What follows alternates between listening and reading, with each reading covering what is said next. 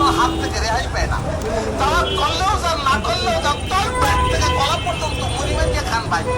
যার ফলশ্রুতিতে আপনার দেহটা হয়েছে জাপানি, অর্থাৎ শুভ পুস্তিকের মতো। কিন্তু জাপান সরকার কোনোভাবেই আপনার ভিসা দিতে আসে না।